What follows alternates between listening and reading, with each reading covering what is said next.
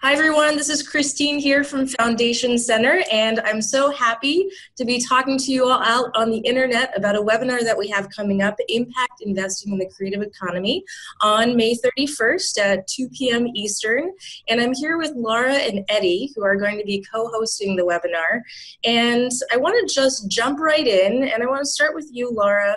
I know one of the reasons we had this webinar to begin with is an initial conversation with you about your work in impact investing. So I want to start there. What exactly is impact investing, and why should foundations or nonprofits be interested in it?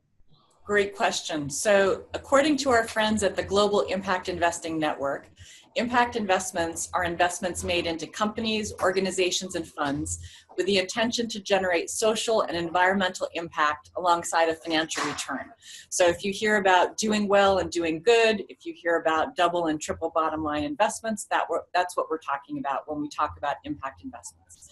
Okay. They're investments, they're not donations, they're not grants. So the investor is looking to make a financial return, but also to do something positive in the world.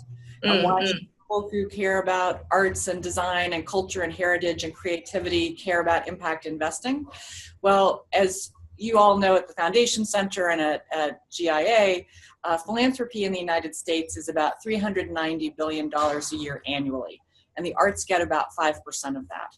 Well, impact investment assets in the US are $8.7 trillion.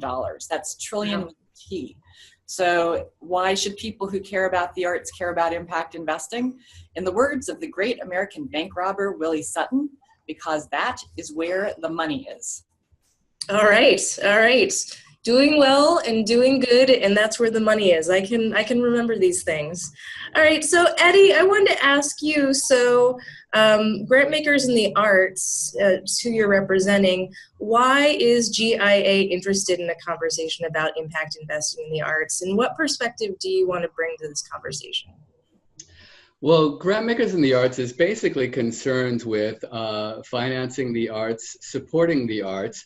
And now as we're looking at foundations increasingly seeking to align their investment portfolio with their values and their grant-making priorities, impact investing specifically in arts and culture is a great opportunity for them to do that.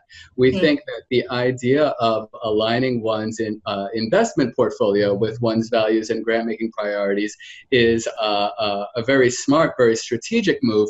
We just don't want to see arts and culture left out of that dynamic and left out of that equation. You know, obviously we believe that the arts are what make us fully human, and the arts are what make us more than a bunch of problems to be solved, you know?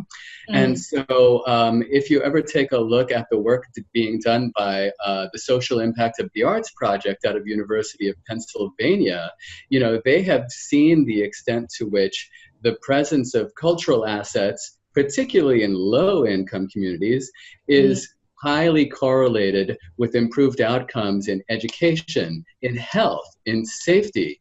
And something really important to keep in mind about all of that is when they say cultural assets, they don't mean exclusively nonprofit cultural organizations. They mean artists, they mean audiences, etc. But one of the things they mean is creative businesses, and they state this explicitly, and they study this explicitly. And so that means if you're seeking to invest in a community for the sake of their having cultural assets, that includes supporting creative businesses. That includes supporting the whole ecology of what makes up arts and culture in a community. That's great. Yeah. Well, I will definitely be looking into that work at University of Pennsylvania after this call, so that's really exciting. So I have other questions that I just like to ask generally about webinars, because, you know, when I think about a webinar, I think about somebody considering whether to attend or not. They're going to be spending time with us. So I wanted potential participants to get a sense of the two of you and what we're going to be talking about. So I want to ask each of you, and maybe we can start with Laura, if you had just 30 seconds to give a foundation or a nonprofit executive director just one piece of advice on investing in the arts, what would you tell them?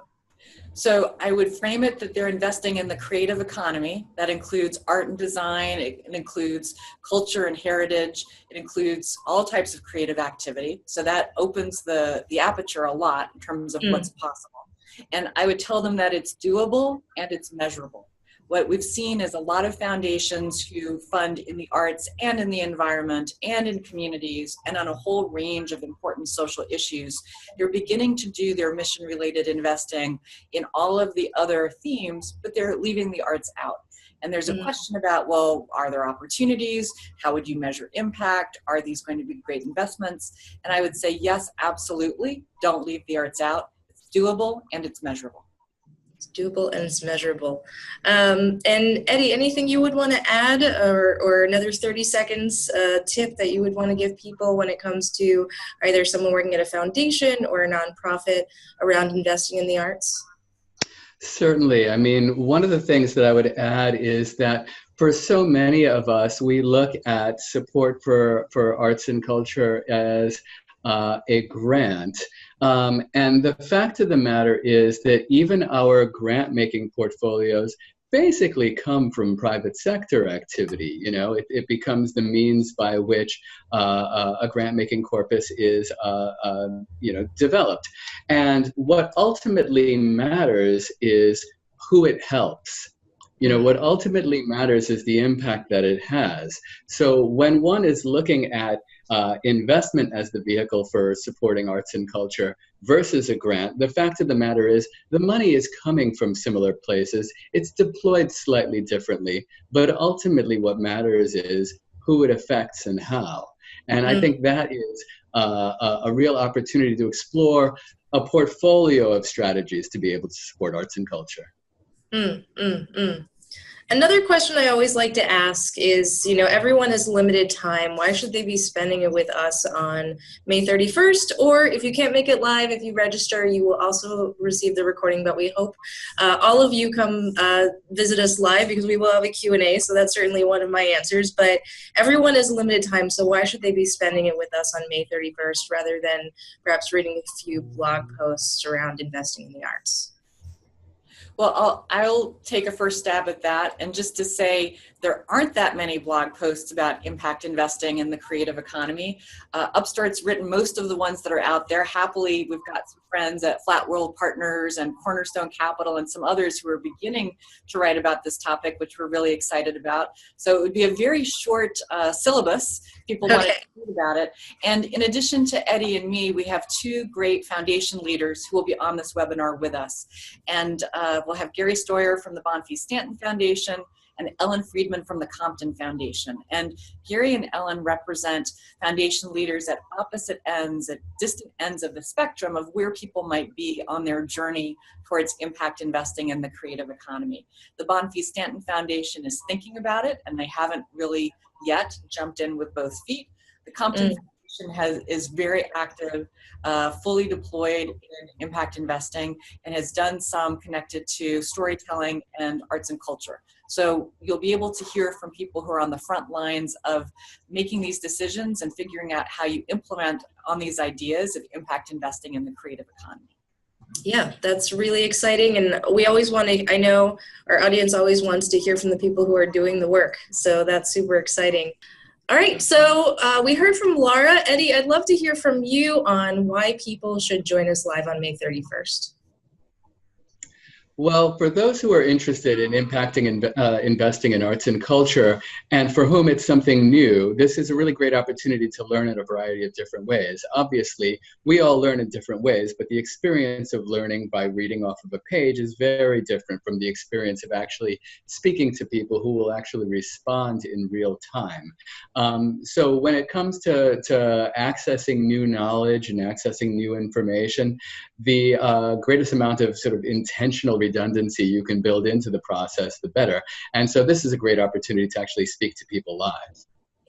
Absolutely. And we will have that Q&A, and we're also going to have people, not just me in the background. I know Ward also at Upstart, and potentially some folks from GIA are also going to be on the back end, feverishly answering questions throughout the webinar as well as during the Q&A. So absolutely. Well, it's always funny to do these videos because I feel like we literally become talking heads. So I always want to end this recording by trying to deconstruct that a little bit so that potential participants can get to know you as people and we can have a little fun, and hopefully those watching have a little fun too. So I'd love to start, Eddie, just asking you a blanket question. What's one kind of fun fact about yourself? Oh, sure. I mean, I'm a dad. I have two boys, and they're both very good at plenty of things, but I'm also trying to encourage them to be enthusiastically, energetically bad at things. So, you know, my older son likes sports, but I don't want him to be particularly concerned about how good he is at them. So we're working on being really, really bad at basketball. And my other son is particularly good at drawing and things like that. And I'm working on his becoming really enthusiastically bad at music. That's amazing. That's amazing. I think that's a life lesson that I certainly can continue to take to heart as well. So I'll try to walk through the day with that one. And Laura, I would love to ask you kind of a fun question too. And maybe for my own enjoyment and for others, I always like to think about, well, where might I want to be if I'm not physically here in the office? So what's your favorite place in the world? Well, it's my yoga mat. So that's kind of where I go and I stay hopefully balanced and centered and in touch with why we do the work that we all do in the social sector, why folks are thinking about impact investing as a way to extend their values and their mission. And hopefully it just keeps me sane and balanced. And it's another place you're not supposed to think about how well or how badly you do something. And so next time I'm on the mat, I'll be thinking about Eddie and his kids and how they're enthusiastically bad at a few things. That is the best note to leave this video chat on. So thank you, Laura. Thank you, Eddie, for your introducing yourselves and what our webinar is going to be covering. And we hope to see many of you there at our free webinar on May 31st. So thank you both. And thank you, everyone out on the internet. See you soon. Looking forward to it. Take care. Bye-bye.